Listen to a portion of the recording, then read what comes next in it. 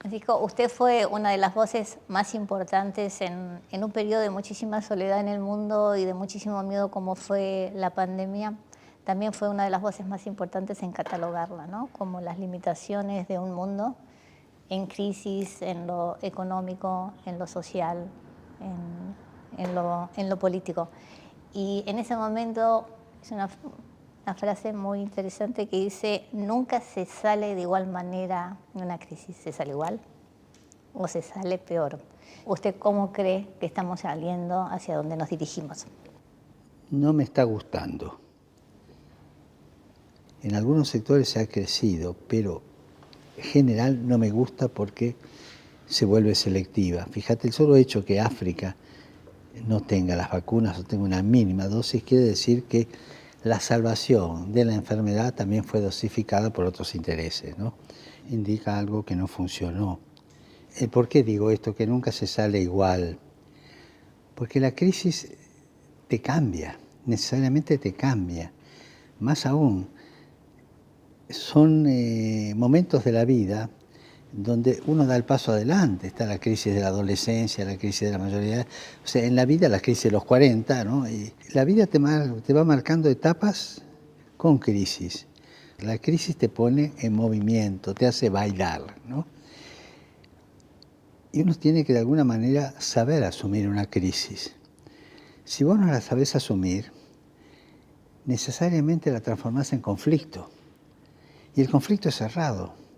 El conflicto busca la solución adentro de sí mismo y se destruye a sí mismo, ¿no? En cambio, la crisis es necesariamente abierta, te hace crecer. O sea, una de las cosas más serias en la vida es saber vivir una crisis, vivirla bien, no con amargura. Bueno, ¿cómo la vivimos la crisis? Cada uno la vivió como pudo. Hubo héroes en esta crisis. Puedo hablar de lo que acá tenía más cercano, médicos, enfermeros, enfermeras, curas, monjas, laicos, laicas, que realmente dieron la vida. Algunos murieron. ¿Cuántos médicos murieron? Creo que en Italia murieron unos 60, 60 y algo, ¿no? Dar la vida por los demás es una de las cosas que apareció en esta crisis, ¿no?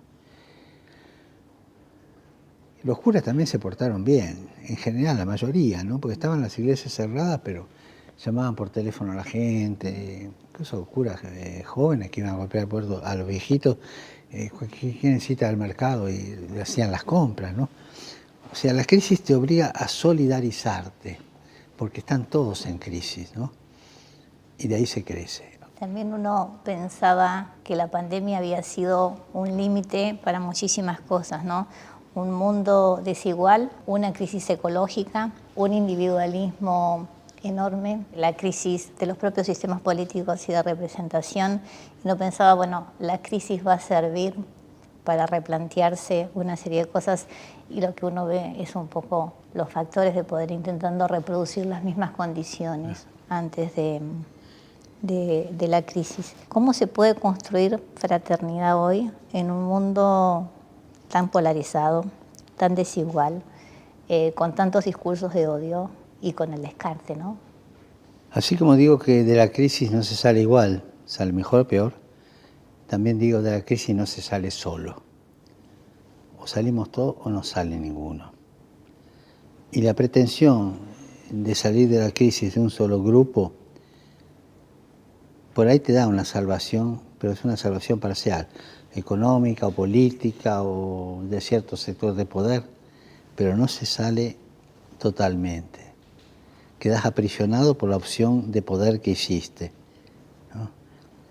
Transformaste en un negocio, por ejemplo, o culturalmente te fortaleciste más, ¿no? En el momento de la crisis, usar la crisis para el propio provecho. Y eso es salir mal de la crisis y salir solo. Pero de la crisis no se sale solo. De la crisis se sale arriesgando, tirando la mano del otro, ¿no? Si vos no le tomás la mano al otro, no podés salir. Entonces ahí está lo social de la crisis, de salir de una crisis. Y esta es una crisis de civilización, ¿no? También la naturaleza está en crisis.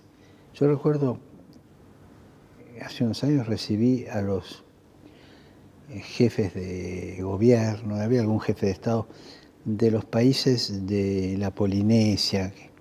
Y algunos decían, recuerdo uno que decía, nuestro país está pensando comprar tierras en Samoa porque dentro de 25 años quizás no existamos más, porque está creciendo el mar, ¿no?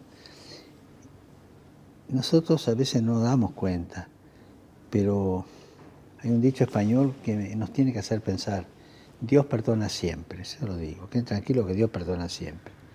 Nosotros los hombres perdonamos de vez en cuando, la naturaleza no perdona más, nunca, no perdona nunca, se la cobra. O sea, vos utilizás la naturaleza y te viene encima, ¿no? Un mundo recalentado que también nos saca de la construcción de una sociedad justa, fraterna, ¿no? O sea, está la crisis, la pandemia, el COVID famoso. Cuando yo estudiaba, los virus corona, a lo más que te producían era un resfrío. Ahora se fueron mutando y pasó lo que pasó. Y ahora se están mutando para atrás otra vez. Es curiosísimo todo el mundo ese de la mutación de los virus, ¿no?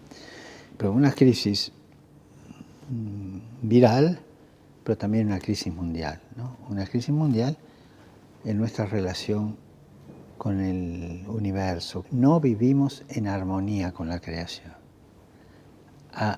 Digo la creación, el universo, digamos, no vivimos en armonía. Lo abofeteamos a cada rato. Lo abofeteamos mal, usamos mal nuestras fuerzas. Y hay gente que no cabe, no se imagina el peligro que hoy vive la humanidad con este recalentamiento, no solo el recalentamiento, todo el manoseo de la naturaleza, ¿no? Una experiencia personal. En Aparecida, hace 10 años, más, estaba en el equipo de redacción y llegaban las propuestas de los brasileros hablando de cuidado de la naturaleza, de estos brasileros que tienen la cabeza. Yo hace 15 años, por poner una fecha cerrada, yo no entendía nada de esto. Y me fui despertando de a poco, de a poco, de a poco. Y ahí me vino la inquietud de escribir algo.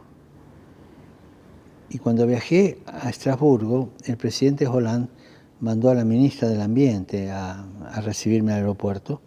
Yo iba a hablar a la Unión Europea, que era Ségolène Royal en aquel tiempo. Y ella en un momento me dijo, ¿es verdad que usted está escribiendo algo sobre el ambiente? Y le digo, sí, por favor, publíquelo antes de la conferencia de París. Entonces ahí llegué, me volví a reunir con los científicos, me dieron un borrador, después con los teólogos, otro borrador, y así salió el Laudato Si. Pero era una exigencia de crear la conciencia de que estamos abofeteando a la naturaleza, y se la va a cobrar, se la está cobrando, ¿no? En Laudato Si, usted da un paso que muchas veces se hablaba solo de ecología separado de las condiciones de desarrollo y separado de las condiciones sociales. El desafío de la humanidad hoy, tal como se lo plantea, es sentar este desarrollo sobre nuevas bases. ¿Cuáles serían en términos económicos, en términos sociales, en términos políticos también? Hablando de una crisis de civilización y una tierra que además dice, no hay más. Está todo unido, es armónico, ¿no? Si vos no podés pensar a la persona humana sin la naturaleza, y no podés pensar a la naturaleza sin la persona humana. O sea, aquel pasaje del Génesis, ¿no? Crezcan y se multipliquen y dominen la tierra. Dominar en el lenguaje es, entren en armonía con la tierra para hacerla fructificar, ¿no? Nosotros tenemos esa vocación. Los hombres y las mujeres tenemos esa vocación de entrar en armonía con la tierra para hacerla crecer, cuidar la casa común. Hay una expresión de los aborígenes del Amazonas que me encanta, ¿no? El vivir bien. Ellos tienen esa filosofía del vivir bien, que no es el pasarla bien nuestro porteño, ni la dolce vita italiana, no. Es vivir en armonía con la naturaleza. Y los aborígenes en general de la Amazonia tienen eso, ¿no? Y tienen toda una filosofía, una poesía Bueno, acá hace falta una opción interior de las personas, de las civilizaciones y de los países, ¿eh? Una conversión, diríamos así. Cuando a mí me decían, Laudato Si es una linda encíclica ambiental, digo, no, es una encíclica social, porque no podemos separar la sociedad, lo social, con lo ambiental. La vida de los hombres y las mujeres se desarrolla dentro de un ambiente ambiental. Me viene un dicho español, el que escupe al cielo en la cara se le cae, ¿no? Si vos escupís para arriba, bueno, el maltrato de la naturaleza es un poco esto, ¿no? Claro. Se revierte sobre nosotros, se revierte. La naturaleza se la cobra, vuelvo a repetir, no perdona nunca. Pero no porque sea vengativa, sino que ponemos nosotros en marcha procesos de degeneración que ya no están en armonía con nuestro ser, ¿no? Hace unos años yo quedé helado cuando vi la foto de un barco grande que venía de un puerto, creo, de Ucrania o de Rusia, pasar el Polo Norte por primera vez. El Polo Norte navegable, ¿qué quiere decir? Que los hielos se están destruyendo, que los hielos se están disolviendo. ¿Y qué quiere decir? Calentamiento. ¿Qué quiere decir? Fin del universo. Cuando vos ves esas cosas, tenemos que frenarnos. Y son los jóvenes los que más perciben esto. Nosotros los grandes estamos mal acostumbrados, y bueno, no es para tanto, o simplemente no entendemos. Usted hablaba de los jóvenes, y es cierto que los jóvenes hoy parecen tener mayor conciencia ecológica. Sin embargo, a veces uno tiene la sensación que hay conciencias segmentadas, ¿no? Al mismo tiempo que se preocupan por el medio ambiente. En las elecciones de Francia, la abstención de los jóvenes fue enorme y uno lo ve en casi todos los procesos políticos. ¿Qué le diría a los jóvenes en esta reconstrucción de la esperanza y sobre todo de instituciones o acciones mucho más colectivas para poder pelear, digamos, por un mundo nuevo que también incluye ecológicamente una concepción nueva? Ahí tocaste un punto difícil. Un punto bien difícil, que es el descompromiso político de los jóvenes, ¿no? Los jóvenes, ¿por qué no se comprometen en política? ¿Por qué no se la juegan ahí? Y en parte porque están como desanimados. Han visto, no digo todos, por Dios, pero situaciones de arreglos mafiosos, de corrupción, ¿no es cierto? Y cuando un país, los jóvenes de un país ven que se juega, como dicen, se vende hasta la madre, con tal de hacer un negocio, entonces la cultura política baja. Y los jóvenes en ese aspecto no quieren meterse en política, ¿no? Y sin embargo tienen que meterse en política, los necesitamos, porque son ellos los que tienen que plantear a las políticas universales la salvación. ¿Y por qué la salvación?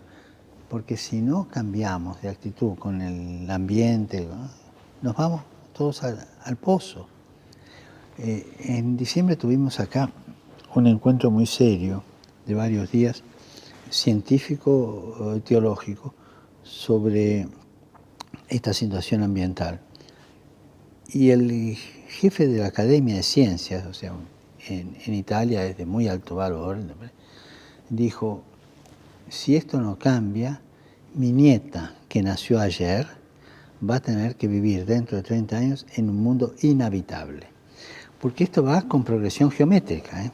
Entonces, a los jóvenes les digo, por favor, no solo la protesta, que está bien, también busquen la manera de hacerse cargo ustedes de los procesos y ayudar a sobrevivir, ¿no?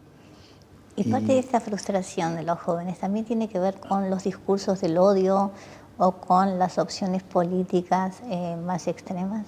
El proceso de un país, el proceso de desarrollo social, económico, político, necesita de continua revaloración y de continuo choque con los otros. El mundo político es ese choque de ideas, ese choque de posiciones que nos purifica y nos hace ir juntos adelante.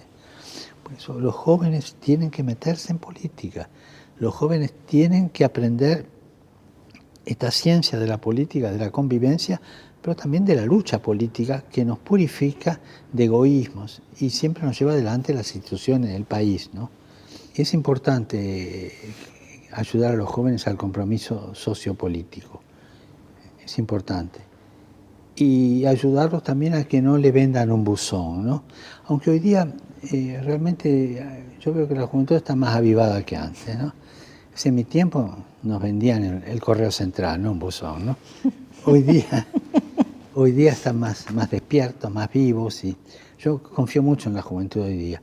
Sí, pero qué sé yo, me dice por ahí un cura, no vienen a misa, dejarlos crecer, ayudarlos a crecer, acompañarlos. Tienen ideales, buscar sus ideales y acompañarlos. Después Dios le hablará a cada uno, pero dejarlos crecer, no los aprisiones, no. Pero que crezcan, que sean protagonistas de la historia. Si los jóvenes no son los protagonistas de la historia, estamos fritos, porque son el futuro y son el presente. Y sobre esto me quiero permitir una cosa que a mí me gusta repetir, ¿no? El diálogo de los jóvenes con los viejos. Tenemos que reinstaurarlo. Los jóvenes necesitan dialogar con sus raíces y los viejos necesitan darse cuenta que dejan herencia. Más aún, esto es más importante que el diálogo con los padres. Es un diálogo de generación más allá. O sea, el joven cuando se encuentra con el abuelo o con la abuela recibe savia, recibe cosas y se las lleva adelante. Y el viejo cuando se encuentra con el nieto o la nieta tiene esperanza. No se puede vivir sin el recurso a las raíces. Bernardes tiene una cosa muy linda, un verso, no sé de qué poema. Todo lo que el árbol tiene de florido le viene de aquello que tiene soterrado. No dice, las flores vienen de allá abajo, no, las flores están arriba, pero le viene. Ese diálogo de arriba a abajo, de tomar de las raíces y llevar adelante, es el verdadero sentido de la tradición. Me impresionó mucho una frase de Gustav Mahler, músico, artista, dice, la tradición es la garantía del futuro, no una pieza de museo. Y a veces pensamos en la tradición como algo que no va. No, es aquello que te da vida, siempre y cuando lo hagas crecer. En cambio, lo que está muy de moda como trampa no es este movimiento bueno de abajo para arriba para crecer, sino en italiano yo lo llamo el indietrismo, o sea, el ir hacia atrás, ¿no? Y eso sí es un conservadorismo malsano, venenoso, porque siempre se hizo así. Yo no me juego por un paso adelante. Si me equivoco, no. Si vos tomás la línea de la sana tradición, vas a ir adelante. No, yo me voy, siempre he sido así. Y entonces tenés jóvenes con coraza, jóvenes que en esta civilización parecen almidonados. Quizás esto necesita más explicación, pero voy otra vez a lo esencial. Diálogo de jóvenes con los viejos, porque de ahí se toma el verdadero sentido de la tradición, no el tradicionalismo, no, la tradición que te hace crecer, pero que es la garantía del futuro. Usted habla justamente de tres males de época que tienen que ver un poco con lo que está describiendo, que son el narcisismo, el desánimo y el pesimismo. ¿Qué perspectiva de futuro usted ve que puede generar para construir esta esperanza en los jóvenes y también en los no tan jóvenes? Mira, esas tres cosas que vos nombraste, narcisismo, pesimismo y el desánimo, entran dentro de lo que se llama la psicología del espejo, ¿no? Es decir, bueno, el narciso es claro que miraba al espejo, pero es ese mirarse así, no es mirar adelante, sino mirarse así. Ese volverse sobre sí mismo y estar continuamente lambiendo la propia llaga, por decir algo. Es siempre este movimiento. Cuando lo que te hace crecer es la otra filosofía, la de la alteridad. Filosofía de vida de la alteridad, del confronto, ¿no es cierto? Que cuando no hay confrontación en la vida no se crece, ¿no? Entonces es importante ver esto y tenerlo en cuenta. Estas tres cosas que decís son lo del espejo, o sea, yo vivo para mirarme a mí mismo. Y lo de la lamentación, yo recuerdo una vez una monja que vivía lamentándose, ¿no? Y en el convento la llamaban Sor Lamentela. Y bueno, yo me encuentro, hay gente que se lamenta continuamente de los males de la época. Hay una cosa que ayuda mucho contra este narcisismo, desánimo y pesimismo, que es el sentido del humor. Bueno, es lo que más humaniza. Hay una oración muy linda de Santo Tomás Moro. Yo la rezo hace más de 40 años, todos los días, ¿no? Que empieza pidiendo: dame, Señor, una buena digestión y también algo que digerir. Dame el sentido del humor, que sepa apreciar un chiste, que el sentido del humor es también reírse de sí mismo. Fundamental. Y el sentido del humor relativiza tanto y hace tanto bien, ¿no? Eso va contra ese espíritu de pesimismo, de lamentela, ¿no es cierto? Es Narciso, ¿no? Volver sobre el espejo, ¿no? El narcisismo típico.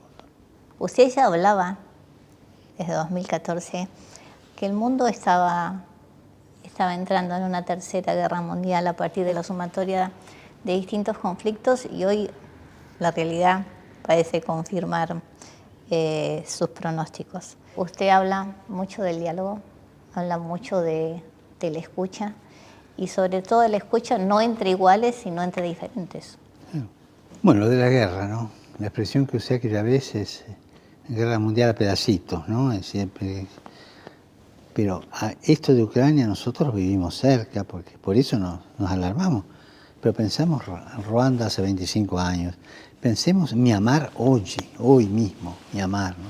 O sea, esto que vive acá está sucediendo en otros lados de hace tiempo ya, ¿no? Siria hace 10 años que es un calvario, ¿no es cierto? Entonces, Líbano, con las luchas internas, ¿no? Entonces, esto que vemos ahora como la guerra, porque nos toca de cerca, porque una guerra, lamentablemente, es la crueldad al día, ¿no? En la guerra no se baila el minué, no, eso no. En la guerra se mata. Y hay toda una estructura que te favorece esto, la venta de armas. Una vez alguien me dijo, una persona que sabe de estadística, si por un año no se fabricaran armas, no habría hambre en el mundo, ¿no? Creo que llegó el momento de repensar el concepto de guerra justa.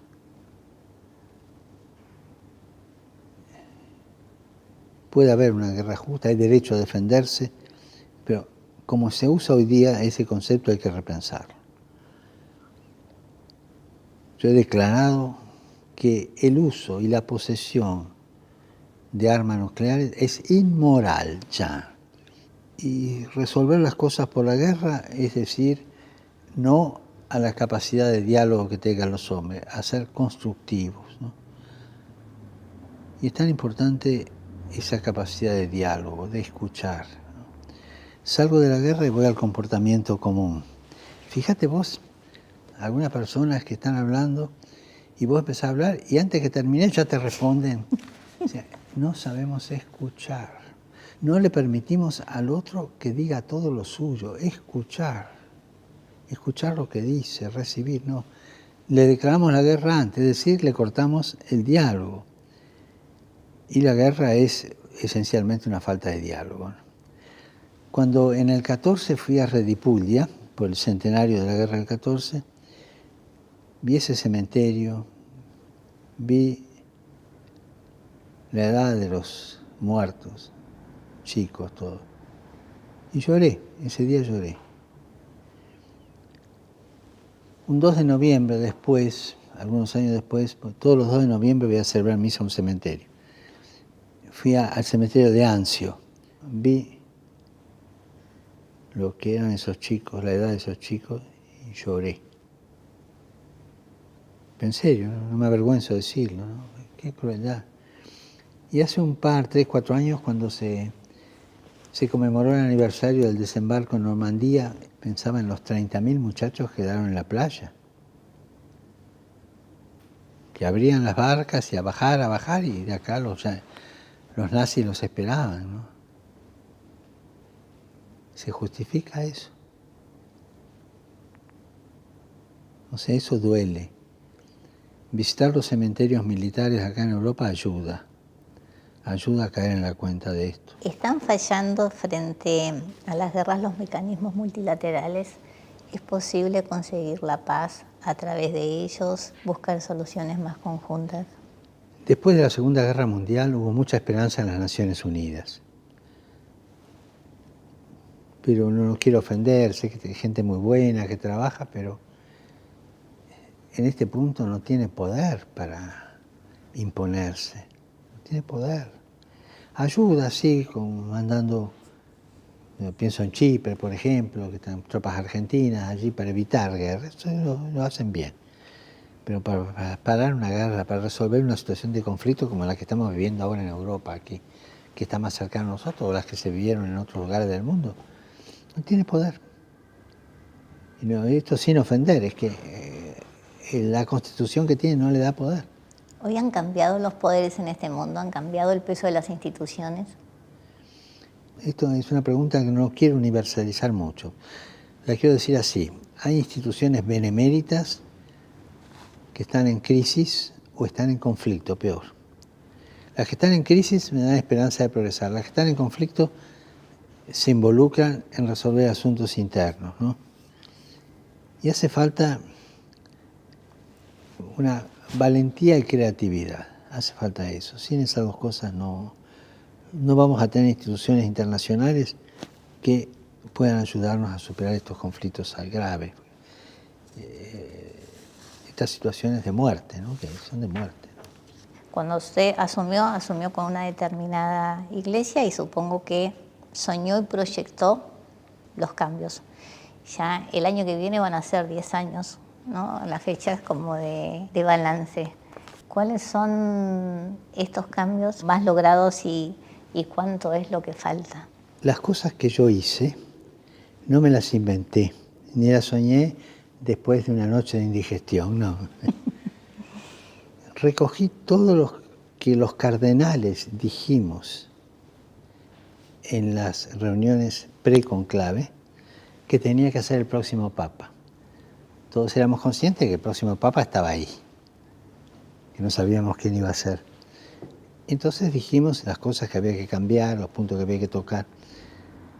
Lo que yo puse en marcha fue eso que se pidió. O sea, original mío no creo que haya habido nada, sino que es poner en marcha lo que se pidió entre todos. Por ejemplo, la parte de reforma de la curia terminó con la nueva Constitución Apostólica, Predicate Evangelium, ¿no? Que después de 9 años, 8 años y medio de trabajo y consulta, se logró poner lo que pidieron los cardenales, que ya se iba poniendo en práctica, porque los cambios se iban haciendo, ¿no es cierto? Y hoy día hay una experiencia desde el tipo de vista misionero, es decir, Predicate Evangelium, es decir, sean misioneros, prediquen la palabra de Dios. O sea que lo esencial es salir. Curioso, en esas reuniones hubo un cardenal que dijo, en el texto del Apocalipsis que tomó aquello de Jesús, dice, estoy a la puerta y llamo. Era para entrar. Si alguno me abre, entraré, qué yo. Él dijo, Jesús sigue golpeando, pero para que lo dejemos salir, porque lo tenemos aprisionado. Y eso es lo que pidió esa reunión de cardenales. Y cuando fui elegido yo puse en marcha eso. Enseguida, a los pocos meses se hicieron consultas continuamente, se fue un primer texto, después se consultó un segundo texto, hasta que salió la nueva Constitución. Y mientras tanto se iban haciendo los cambios, ¿no? O sea, no son ideas mías, eso que quede claro. Son ideas de todo el colegio cardenalicio que pidió eso. Más allá de su humildad, ¿hay una impronta suya? ¿Hay una impronta de la Iglesia latinoamericana? Eso sí. ¿En qué cambió esta perspectiva? ¿En qué posibilitó esta perspectiva? Es decir, la Iglesia latinoamericana tiene una historia de cercanía al pueblo muy grande, ¿no? Si tomamos las conferencias episcopales, ¿no? Primera, bueno, Medellín, después Puebla, después Santo Domingo, después Aparecida, siempre fue en diálogo con el pueblo de Dios. Fue muy cercana al pueblo de Dios la iglesia latinoamericana, ¿no? Y eso ayudó mucho, ¿no? Es una iglesia popular en el sentido real de la palabra, es una iglesia del pueblo de Dios, que se desnaturalizaba cuando el pueblo no podía expresarse y terminaba siendo una iglesia de capataces de estancia con los agentes pastorales que mandaban, ¿no? Cuando el pueblo se fue expresando cada vez más en lo religioso, terminó siendo protagonista de su historia. Y eso en la iglesia latinoamericana se dio bastante. Hay un filósofo argentino, Rudolf Kusch, que es el que mejor captó lo que es un pueblo. Y tiene sus libros sobre la filosofía de un pueblo. Y esto creo que es lo que vivió en parte la iglesia latinoamericana, aunque tuvo conatos de ideologización, ¿no? Por ejemplo, el instrumento de análisis marxista de la realidad para la teología de la liberación fue una instrumentalización ideológica a este camino de liberación, digamos así, de la iglesia popular en el sentido del pueblo latinoamericano, ¿no? Pero una cosa son los pueblos y otra cosa son los populismos. Acá en Europa continuamente lo tengo que expresar. Acá tienen una experiencia de populismo muy triste, ¿no? Hay un libro que salió ahora, Síndrome, en 1933, que muestra cómo se fue gestando el populismo de Hitler, ¿no? Entonces, a mí me gusta decir, no confundamos populismo con popularismo. Popularismo es cuando el pueblo lleva adelante sus cosas y en diálogo y es soberano, ¿no es cierto?, la soberanía del pueblo. El populismo es una ideología que se mete a reagrupar el pueblo en una dirección, ¿no? Y acá cuando le hablas de fascismo, de nazismo, entiendes lo que es un populismo en ese aspecto, ¿no? La iglesia latinoamericana tuvo, evidentemente, y tiene aspectos de sujeción ideológica en algunos casos. Los ha habido y los seguirá habiendo porque esa es una limitación humana. Pero es una iglesia que pudo expresar y puede expresar cada vez mejor su piedad popular, por ejemplo, ¿no? Su religiosidad popular, su misma organización popular, ¿no? Cuando vos encontrás que a las patronales del Milagro de Salta te bajan los misas chicos desde 3.000 metros y todo para venir acá, hay ahí una entidad religiosa que no es superstición, porque se sienten identificados con eso. La iglesia latinoamericana ha crecido mucho en esto. Y también es una iglesia que supo cultivar las periferias, ¿no? Porque la verdadera realidad se ve desde la periferia, ¿no? A mí me llamó la atención una conferencia que escuché de una filósofa, murió ya, Amelia Podetti. La frase era esta: Europa vio el universo cuando Magallanes llegó al sur. O sea, desde la periferia más grande se entendió a sí misma. O sea, la periferia nos hace entender el centro, ¿no? Podrán estar de acuerdo o no, pero si vos querés saber lo que siente un pueblo, andá a las periferias. Las periferias existenciales, no solo las sociales, las existenciales. O sea, andá a los viejos jubilados, son periferias, andá a los chicos, que de alguna manera te reflejan, andá a los barrios, anda a las fábricas, anda donde se juega el día a día, ¿no? Y ahí se muestra un pueblo, anda a la universidad, pero ¿dónde están los pueblos, ¿no? Las periferias, ¿no? A los lugares donde el pueblo se puede expresar con mayor libertad. Y para mí esto es clave. Una política desde el pueblo, que no es populismo, es respetar los valores del pueblo, respetar el ritmo del pueblo, respetar la riqueza de un pueblo. Y ahí es donde usted ve, desde la periferia, la fuerza transformadora. Tal cual. ¿no? Y estaba pensando cuando usted hablaba de la iglesia latinoamericana, y Latinoamérica a partir de los últimos años empieza a mostrar también una salida distinta, digamos, una salida no neoliberal, sino justamente la construcción de un proyecto de sociedad mucho más inclusivo, ¿no? ¿Cómo ve a Latinoamérica como región? Latinoamérica todavía está en ese camino lento de lucha del sueño de San Martín y Bolívar, ¿no? Que es el sueño de la unidad latinoamericana, con los valores latinoamericanos. Y por supuesto, siempre fue víctima y será víctima hasta que no se termine de liberar de imperialismos explotadores, ¿no? Eso todos los países lo tienen, ¿no? No quiero mencionar porque son tan obvios que todo el mundo los ve, ¿no?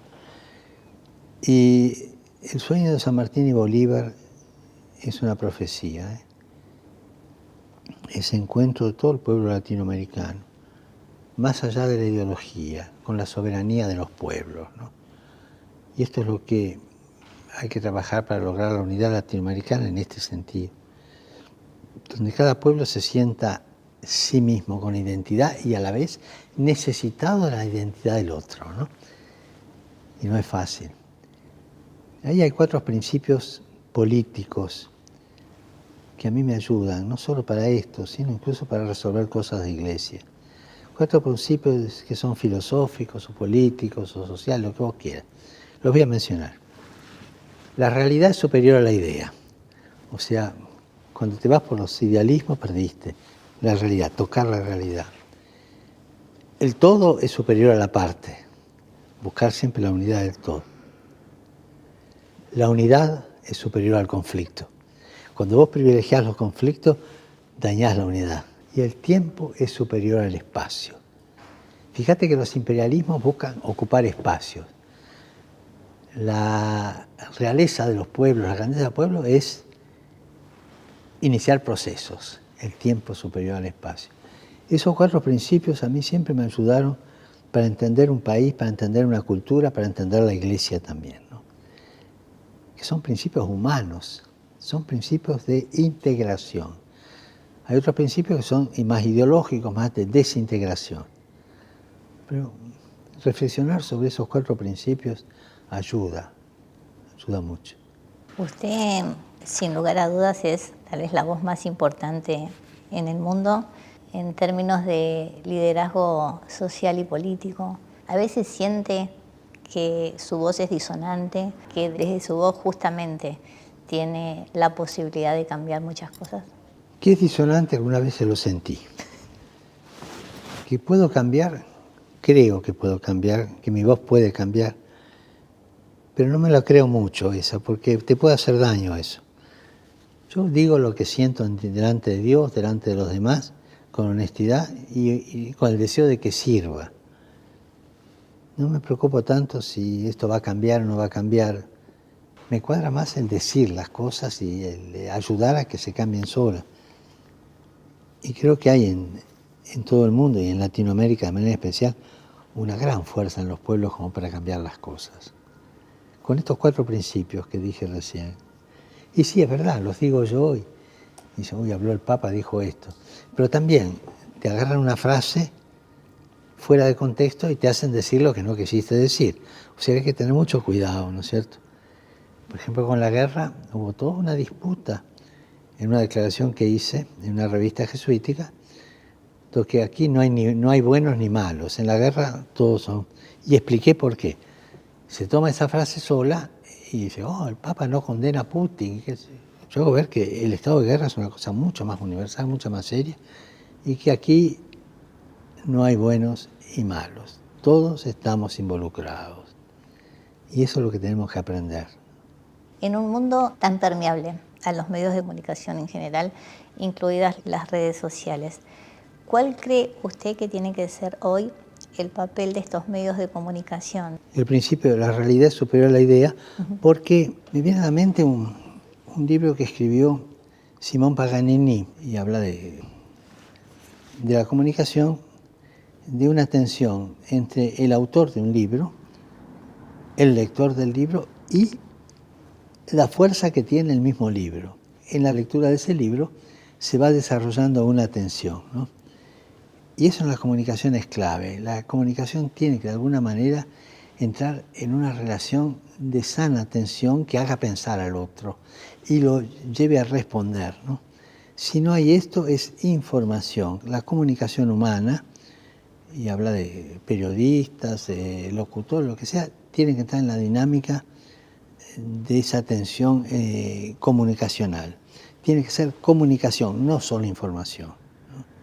Tenemos que ser muy conscientes que comunicar es involucrarnos y ser muy conscientes de la necesidad de involucrarnos bien.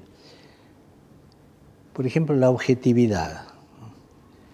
Si yo comunico una cosa que pasó, la comunico, pasó esto, pienso esto, ahí me juego yo y me abro a la respuesta del otro.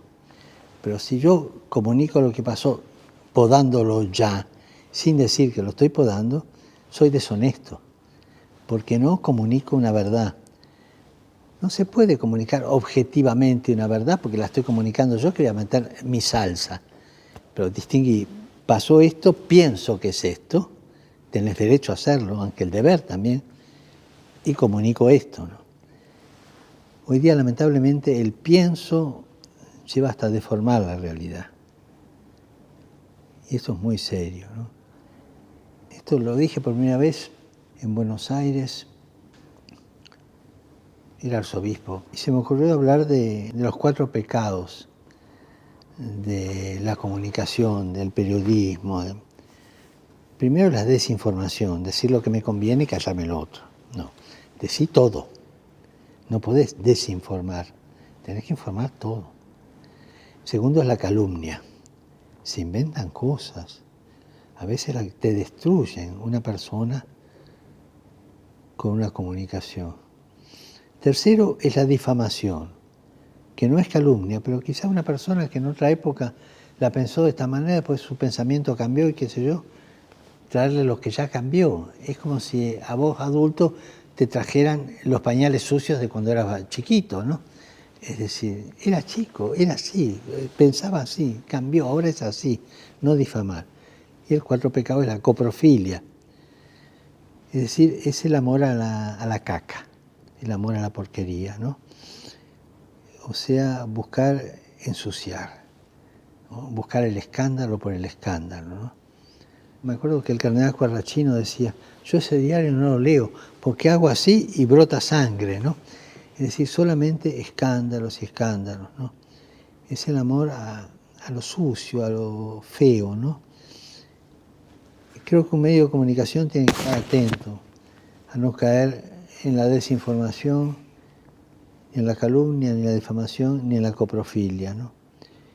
Sino el valor de un medio de comunicación es expresar la verdad, la expreso la verdad, pero soy yo el que la expreso y ahí le meto mi salsa, pero que quede claro lo que es mi salsa y lo que es el objetivo y la transmito, ¿no?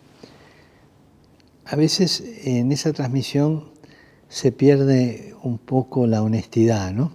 Y entonces del boca a boca de la transmisión terminás que el primer paso es Caperucita escapándose del lobo porque lo quiere comer.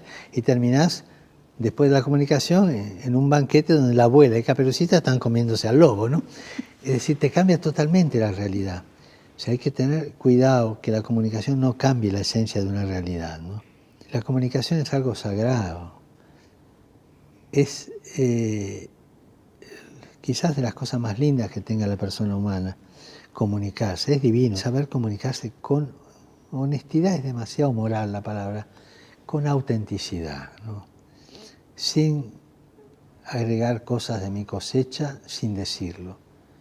¿Cómo pasó esto? Yo pienso que debe ser esto, o interpreto de esto, pero que quede claro que sos vos.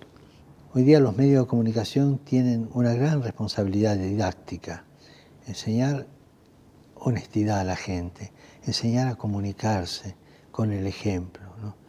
Enseñar a la convivencia. Pero si vos tenés medio de comunicación que da la impresión que tiene una metralla en mano para destruir a la gente con la selección de la verdad o con la calumnia o con la difamación o con ensuciarlo, Entonces eso nunca hace crecer a un pueblo. Pido mucho que los medios de comunicación tengan esa sana objetividad, ¿no? Que no quiere decir que sea agua destilada, no. El hecho es este, yo pienso así y salís al ruedo, pero que quede claro tu diferencia de lo que pensás, ¿no? Y eso es muy noble, muy noble. Pero si vos hablás con el programa que te impone tal movimiento político, tal partido y qué sé yo, sin decir que es eso es innoble, ¿no? No es de bien nacido, ¿no? El comunicador, para ser buen comunicador, tiene que ser un bien nacido. Esto que usted llama la globalización de la indiferencia, ¿no? Usted lo utiliza en otros conceptos, pero también tiene que ver con qué tipo de agendas o qué tipo de invisibilidades o visibilidades ponen los medios, ¿no? Sí, cuando yo pienso algunas veces en algún medio que lamentablemente no cumple bien su misión, hay una frase que me viene mucho a mí cuando veo estas cosas de nuestra cultura en general, la cultura mundial actual, ¿no? Que dañan a la misma sociedad, ¿no? No solo los medios, sino decisiones que se toman a veces de un lado para otro. Hay una frase de nuestra filosofía que parece pesimista, pero es la verdad, ¿no?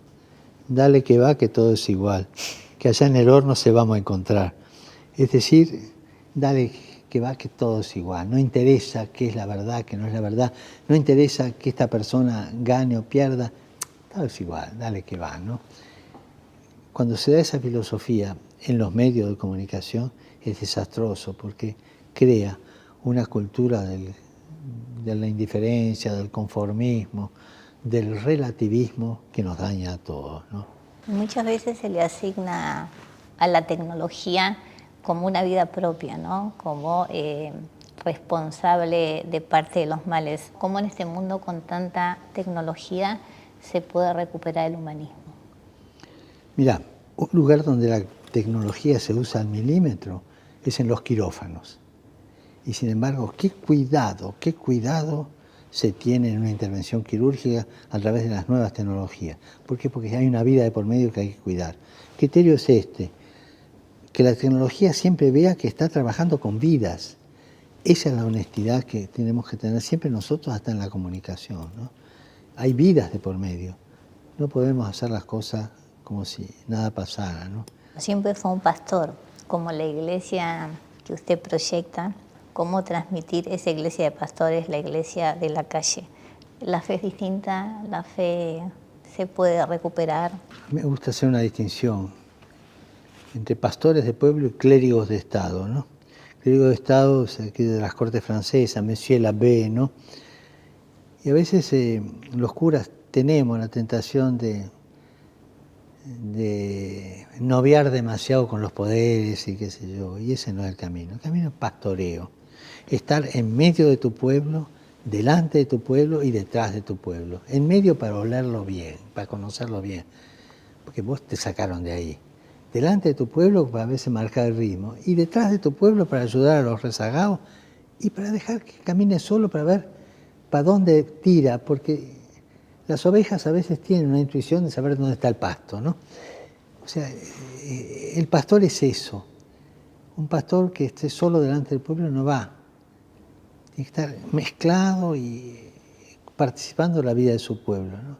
Si Dios te pone a pastorear es para que pastorees, no para que condenes. Dios vino acá para salvar, no para condenar. Eso lo dice San Pablo, no lo digo yo, ¿eh? Entonces, bueno, salvemos a la gente, no nos pongamos demasiado severos, ¿no? Hay una cosa, esto a algunos no les va a gustar lo que voy a decir. Hay un capitel de la catedral de Vézelay. Creo que Vézelay es, no me acuerdo si es 900 o 1100, ¿no? Vos sabés que en aquella época, en el medieval, la catequesis se hacía con las esculturas, ¿no? Con los capiteles, la gente veía y aprendía, ¿no? Y un capitel de Vézelay que me tocó mucho, que es Judas ahorcado y el diablo tirándolo para abajo. Y del otro lado está el buen pastor que lo agarra y se lo lleva con una sonrisa irónica. con eso le está enseñando al pueblo que Dios es más grande que tu pecado, que Dios es más grande que tu traición, que no te desesperes por las macanas que hiciste, que siempre hay alguien que te va a llevar sobre los hombros. Es la mejor catequesis sobre la persona de Dios, la misericordia de Dios.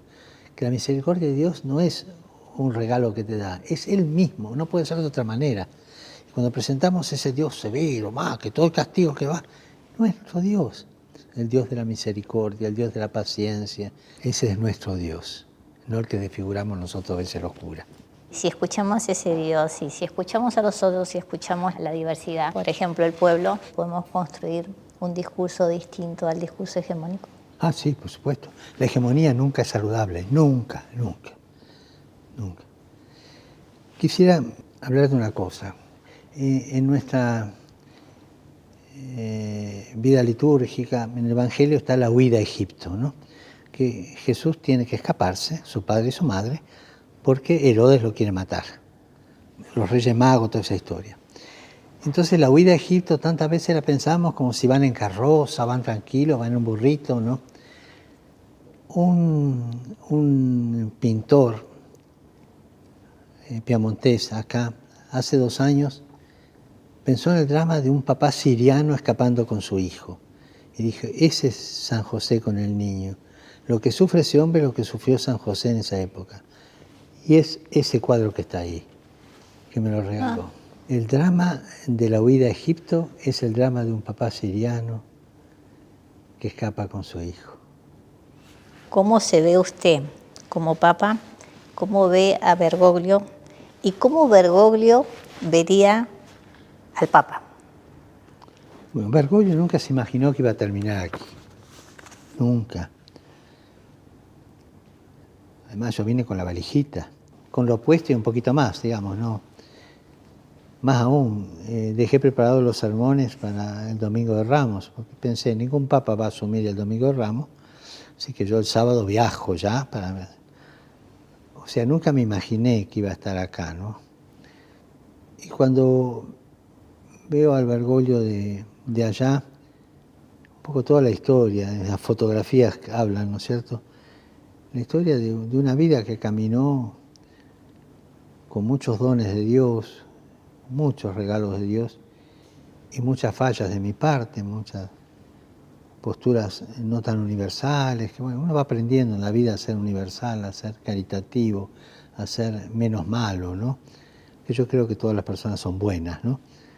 Pero, o sea, veo a un camino, a un hombre que caminó, que tomó una senda y con altos y bajos, tantos amigos lo ayudaron a seguir caminándola. Yo no, mi vida no la caminé nunca solo. Siempre hubo en mi vida hombres y mujeres, empezando por mis padres, mis hermanos, uno está vivo todavía, que me han acompañado en eso. O sea, no me imagino una persona solitaria, porque no lo soy, ¿no? Sino más bien una persona que caminó su vida, que estudió, que trabajó, que se metió a cura, que hizo lo que pudo. No sé, no se me ocurre pensarme de otra manera, ¿no? ¿Y cómo miraría Bergoglio al papa? No sé cómo lo miraría. Yo creo que en el fondo diría, pobre tipo, la que te tocó. No sé, pero no es tanto de trágico ser papa, uno puede ser un buen pastor. Tal vez lo miraría como lo miramos todos, lo descubriría.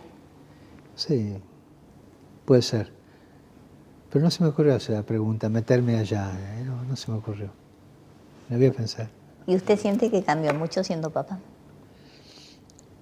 Me dicen que cosas que estaban en germen en mi personalidad afloraron, en ese sentido, ¿no? Que me volví más misericordioso. Es una cosa que gané en misericordia, ¿no? Yo, en mi vida tuve periodos rígidos que exigía demasiado, ¿no? Y después me di cuenta que por ese camino no se va, ¿no?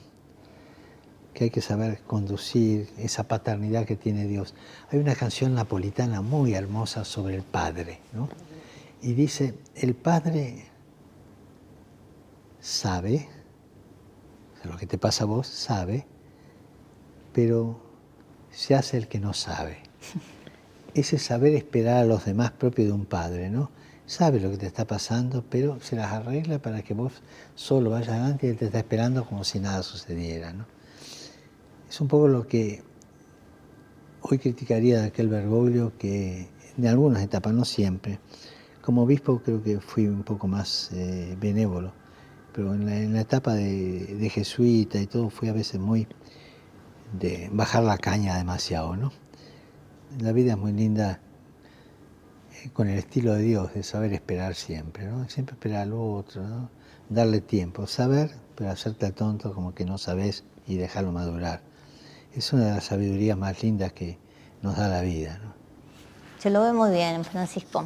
Tenemos Papa y Francisco para rato. Que lo diga el de arriba. Yo no voy a hacer apuestas porque siempre las he perdido en la vida. Gracias. A usted.